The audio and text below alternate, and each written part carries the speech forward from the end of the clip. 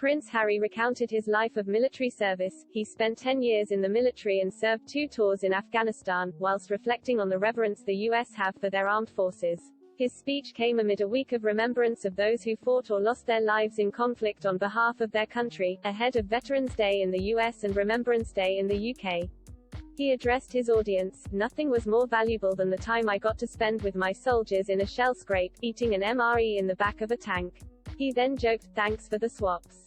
He continued to reminisce about flying a mission overhead knowing those below were safer, or making each other laugh when it was needed the most. "My experience in the military made me who I am today, and I will always be grateful for the people I got to serve with, wherever in the world we were." The Duke of Sussex, 37, was the guest of honor at the gala, hosted at New York's Intrepid Museum.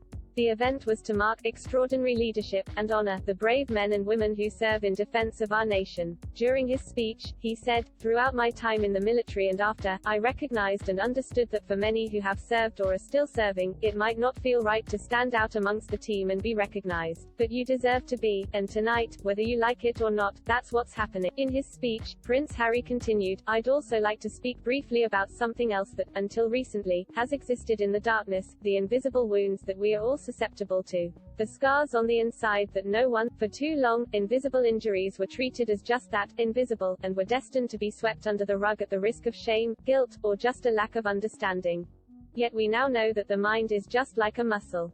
It experiences trauma and pain, whether in conflict or at home, whether in uniform or not." He added, "That's a belief I held when we pioneered HeadFit, a first-of-its-kind resource for service members and those working across UK defence, to train their minds just like they do their bodies." The Duke has long been a champion of the health, in all senses, of military service people. Prince Harry stated in his speech, "That's why I created the Invictus Game, not only to honor the legacy of those who have given so much, but to show everyone else what we know, that the men and women who have experienced service injuries, as well as their families, are the strongest people in the world. They deserve a platform to be seen, a platform to be recognized, and a platform to be truly celebrated."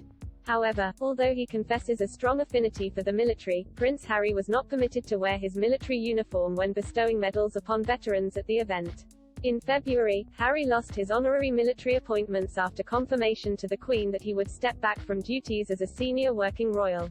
Buckingham Palace said that the Queen had told her grandson that, in stepping away from the work of the royal family, it is not possible to continue with the responsibilities and duties that come with a life of public service.